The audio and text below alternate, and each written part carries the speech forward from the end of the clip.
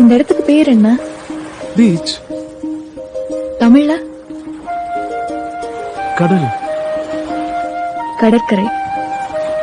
கடல் இல்லாம கரையால இருக்க முடியாது. கரையை தேடி கடலால வராமையும் இருக்க முடியாது. இப்போ கடலும் கரையும் தனித்தனி பர்சன் நினைச்சுக்கோ. 2 பேருக்குள்ள ஒரு சண்டை வருது, அவங்க புரிஞ்சு போயிடுறாங்க.